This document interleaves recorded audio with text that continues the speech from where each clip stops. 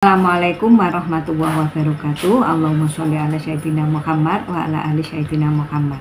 Jumpa lagi dengan aku, dengan Ibu Emma di PT Anamiro Travelindo Babat Lamongan, Jawa Timur, penyelenggara Haji Plus dan Umroh bersama kami. Berangkatnya pasti. Oke, kali ini aku mau membahas tentang 4 macam air dan hukumnya untuk bersuci ya. Ini jadi fikih toharoh. Oke, saya tidak menerangkan tentang haji terlebih dahulu ya, tapi nanti di akhir video saya mau ngasih harga-harga promo tentang umroh dan haji. Tapi sebelum saya lanjutkan, silahkan subscribe terlebih dahulu.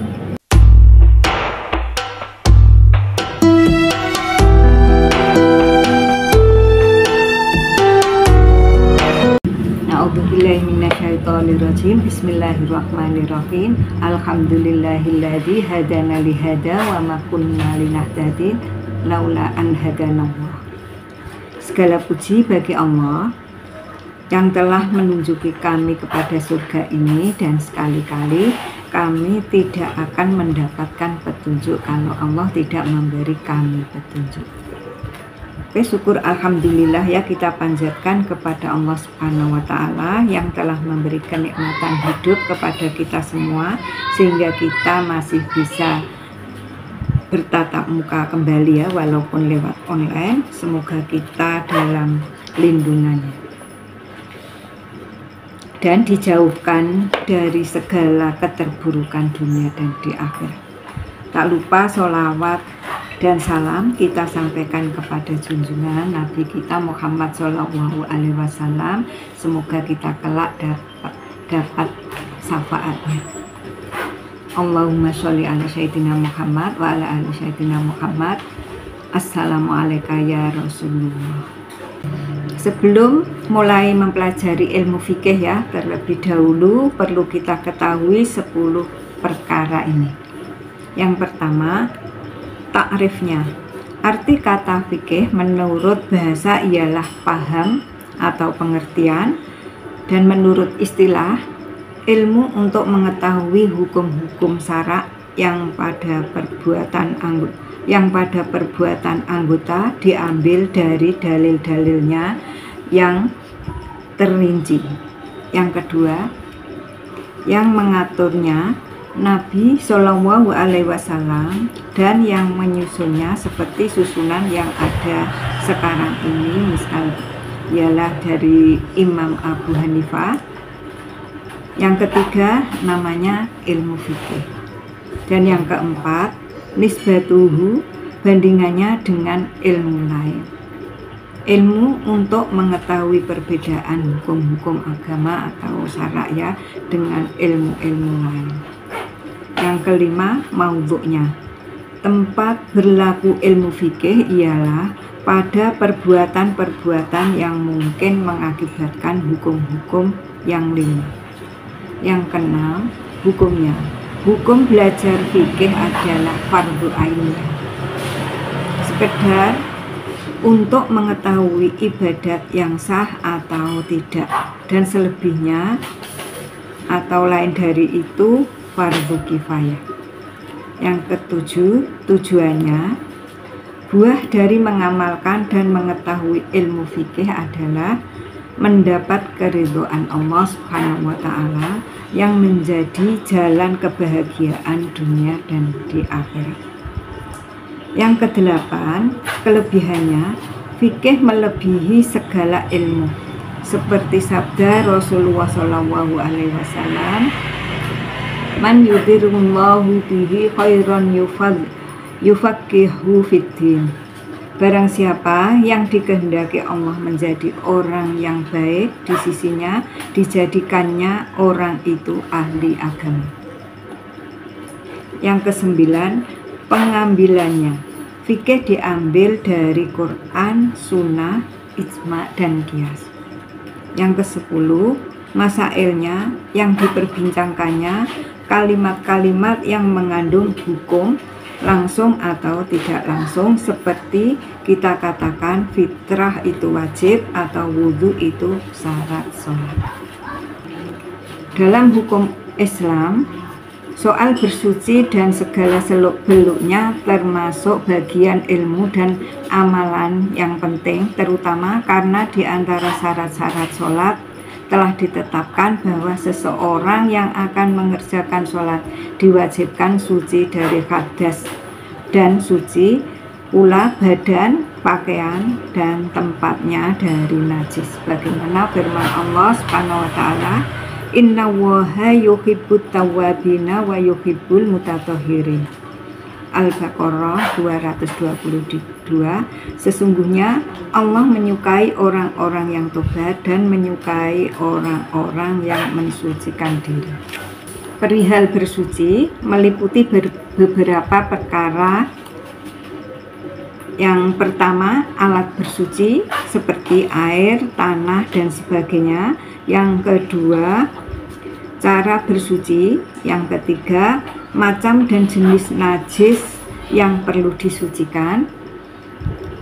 Yang keempat, benda yang wajib disucikan. Dan yang kelima, sebab-sebab atau keadaan yang menyebabkan wajib bersuci. Dan bersuci itu ada dua bagian ya. Bersuci dari hadas, yang pertama, bagian ini khusus untuk badan seperti mandi, berwudu, dan tayamum. Yang kedua, bersuci dari najis. Bagian ini berlaku pada badan, pakaian, dan tempat.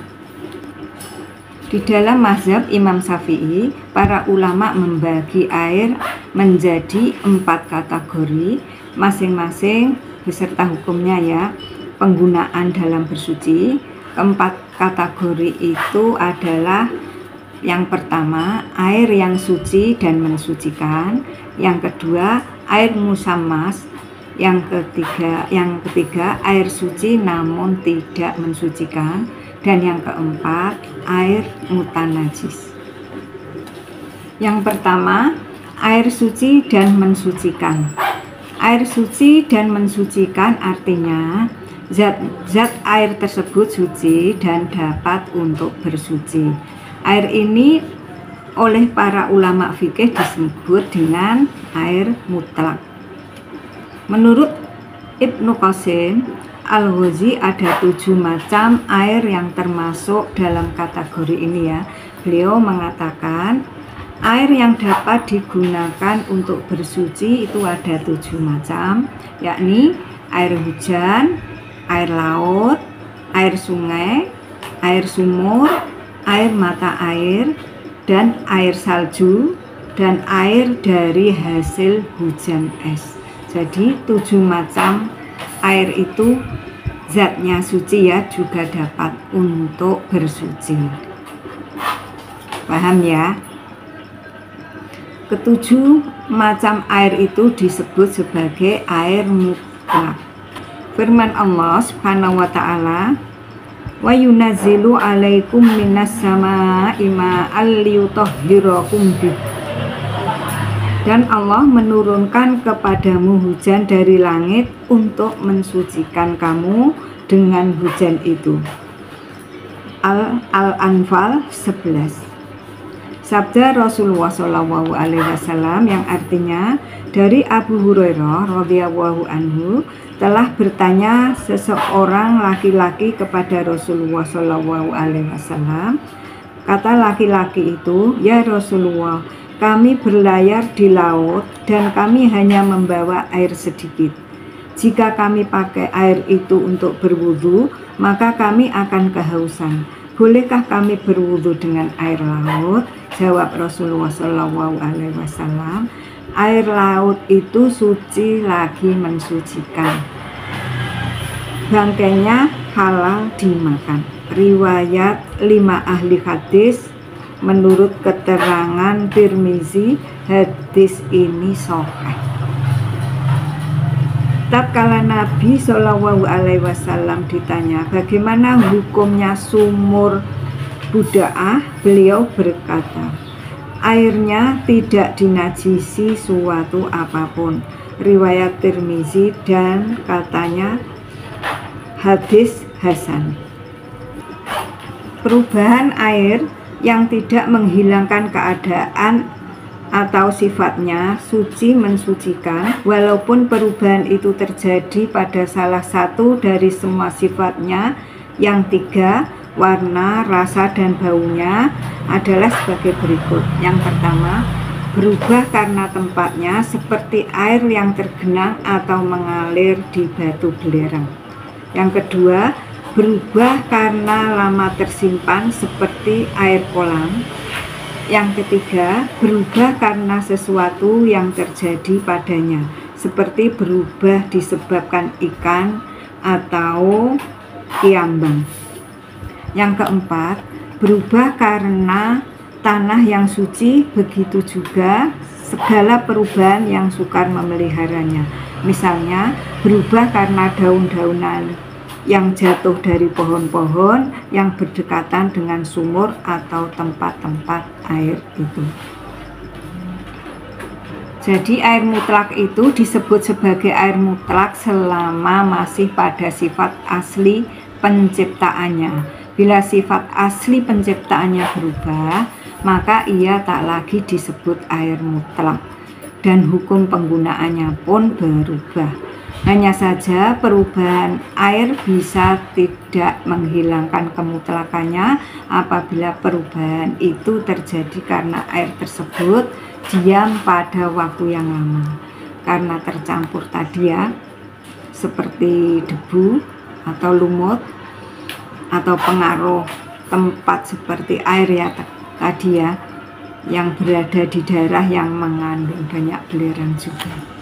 Jadi secara ringkas, air mutlak adalah air yang turun dari langit atau yang bersumber dari bumi dengan sifat asli penciptaannya. Jadi tidak tercampur oleh apa-apa.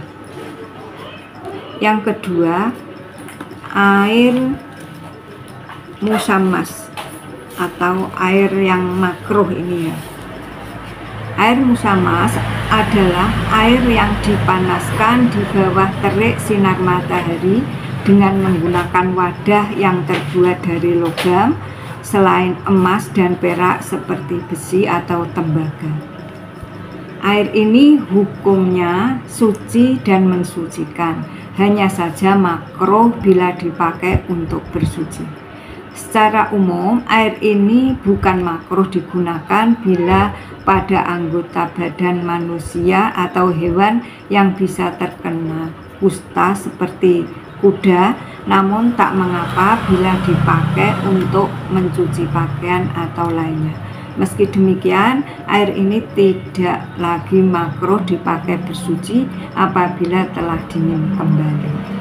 Nah, di sini kalau airnya panas itu kena sinar matahari dan tempatnya itu terbuat dari logam ya, tetapi bukan dari emas dan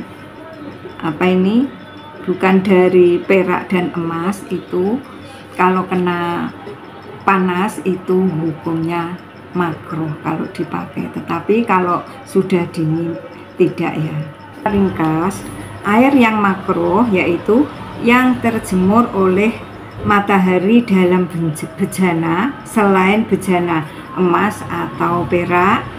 Air ini makruh dipakai untuk badan ya, tetapi tidak makruh untuk pakaian kecuali air yang terjemur di tanah seperti air sawah, air kolam, dan tempat-tempat yang bukan bejana yang mungkin berkarat. Sebagaimana sabda Rasulullah SAW dari Aisyah, sesungguhnya ia telah memanaskan air pada cahaya matahari, maka Rasulullah SAW berkata kepadanya, janganlah engkau berbuat demikian ya Aisyah, sesungguhnya air yang dijemur itu dapat menimbulkan penyakit sopak. Riwayat Baihaqi. Yang tidak habis pikir ya, itu air yang di dalam bejana kalau dipanaskan itu dipakai bersuci itu kan hukumnya makruh. Dan alasannya kalau makruh itu karena menimbulkan penyakit sopak. Yang saya tidak habis pikir itu kalau memasak di bejana ya, misalkan di panci itu yang terbuat dari bejana, lalu makanan itu dimakan oleh orang. Nah, itu bagaimana dampaknya ya, coba komen di bawah. Saya juga mau tanya tentang itu kepada netizen, karena saya pernah ini di luar konsep ya.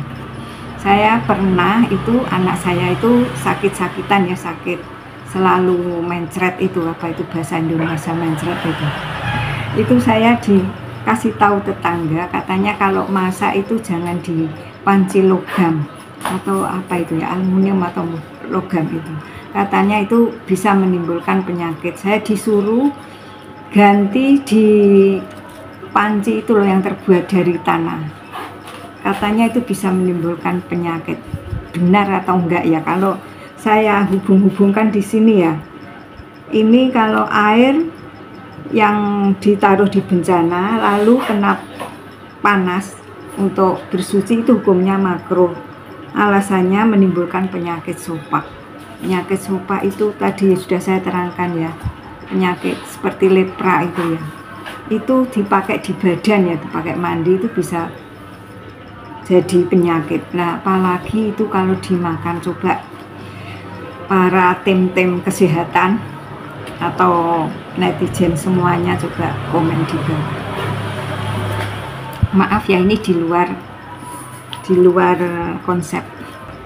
Yang ketiga ya, saya lanjutkan lagi. Yang ketiga, air suci namun tidak mensucikan. Nah, ini air suci tetapi tidak mensucikan. Air ini zatnya itu suci namun tidak bisa dipakai untuk bersuci, baik untuk bersuci dari hadas maupun dari najis. Ada dua macam air yang suci namun tidak bisa digunakan untuk bersuci ya, yakni air mustakmal dan air mutaghoyar. Air mustakmal yaitu air yang telah digunakan untuk bersuci, baik untuk menghilangkan hadas seperti wudhu dan mandi ataupun untuk menghilangkan najis, bila air tersebut tidak berubah dan tidak bertambah volumenya setelah terpisah dari air yang terserap oleh barang yang dibasuh. Air mustakmal ini tidak bisa digunakan untuk bersuci apabila tidak mencapai 2 kolah. Sedangkan bila volume air tersebut mencapai 2 kolah, maka tidak disebut sebagai air mustakmal dan bisa digunakan untuk bersuci. Di sini keterangannya banyaknya air 2 kolah tadi ya, itu ukurannya kalau tempatnya 4 persegi panjang ya, maka panjangnya 1/4 hasta, lebar 1/4 hasta, dan dalam 1/4 hasta, dalamnya 1/4 hasta. Kalau tempatnya bundar, maka garis tengahnya 1 hasta, dalam 2/4 hasta, dan keliling 1/7 hasta. Nah, itu keterangan 2 kolah tadi ya.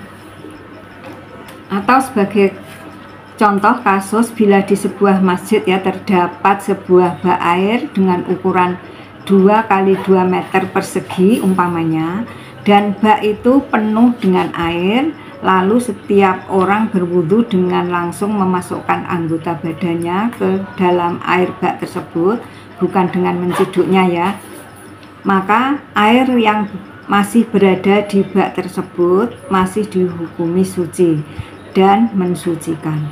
Namun bila volume airnya kurang dari 2 kolah, meskipun ukuran bak airnya cukup besar, maka air tersebut menjadi mustakmal dan tidak bisa dipakai untuk bersuci. Hanya saja zat air tersebut masih dihukumi suci sehingga masih bisa digunakan untuk keperluan lain selain menghilangkan hadas dan najis. Juga perlu diketahui bahwa air yang menjadi mustakmal adalah air yang dipakai untuk bersuci yang wajib hukumnya. Sebagai contoh, air yang dipakai untuk berwudu bukan dalam rangka menghilangkan hadis kecil, tapi hanya untuk memperbarui wudu, tidak menjadi mustakmal. Sebab orang yang memperbarui wudu sesungguhnya tidak wajib berwudu ketika hendak sholat, karena pada dasarnya ia masih dalam keadaan suci, tidak berhadas. Sebagai contoh pula, air yang dipakai untuk basuhan pertama pada anggota badan saat berwudu menjadi mustakmal karena basuhan pertama hukumnya wajib. Sedangkan air yang dipakai untuk basuhan kedua dan ketiga tidak menjadi mustakmal karena basuhan kedua dan ketiga hukumnya sunnah.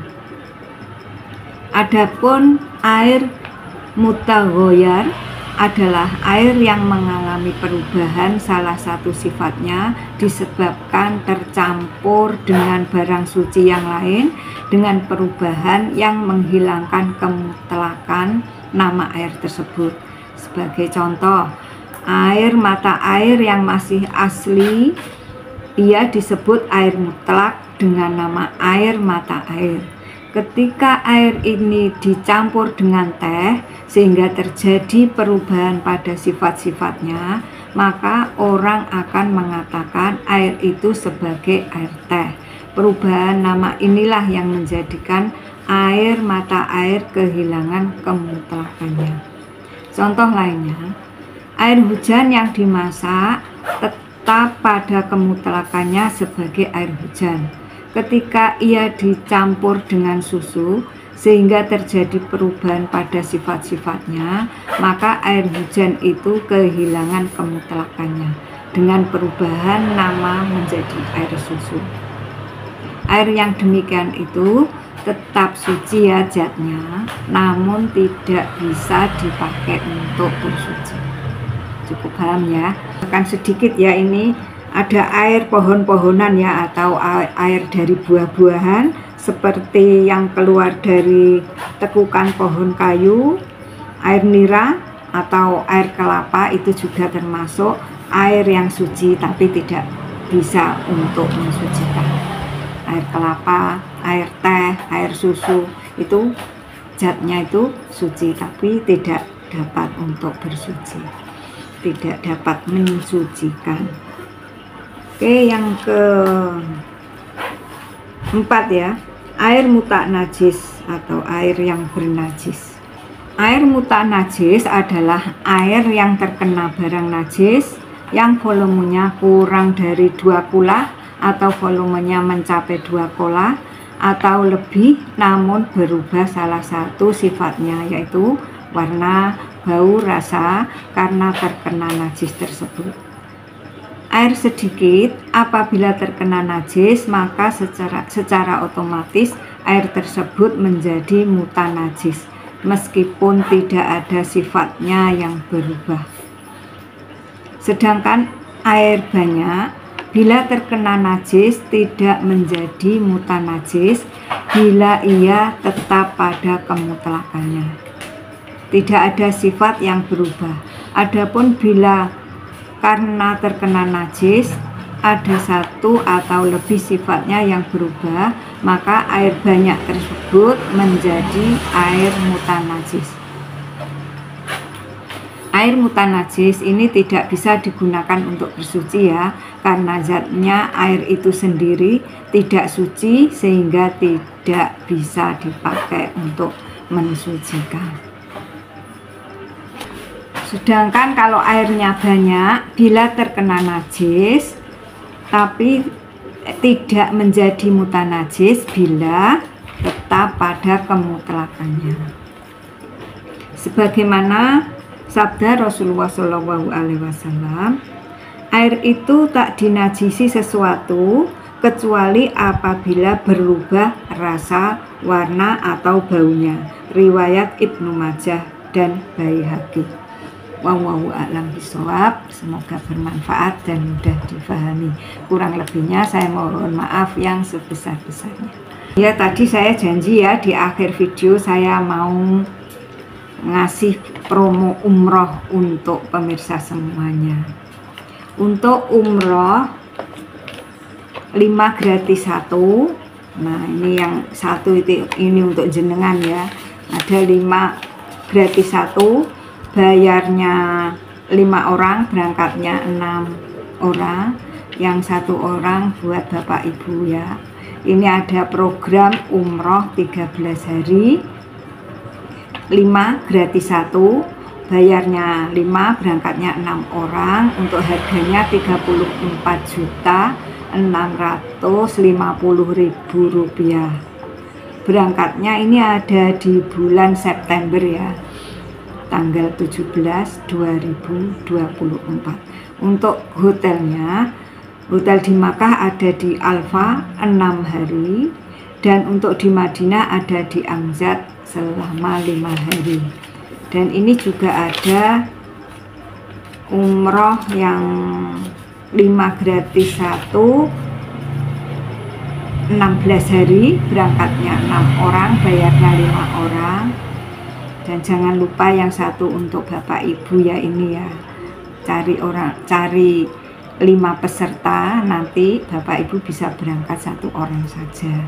Kalau 10 orang bisa 2 orang sekalian.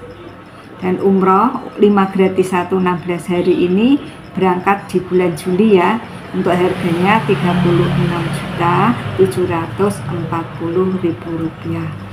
Untuk hotel di Makkah ada di Tolkah Asyad selama 5 hari, dan hotel di Madinah ada di Amzat selama 9 hari.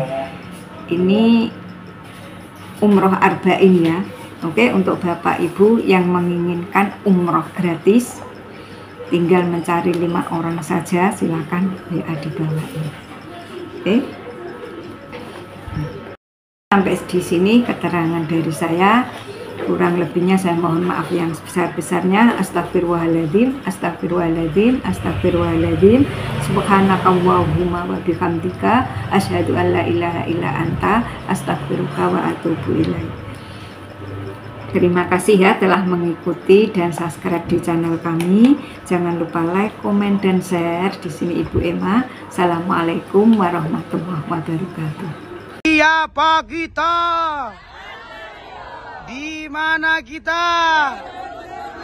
An-Namira, An-Namira, An-Namira. Allahumma shalli ala Sayyidina Muhammad.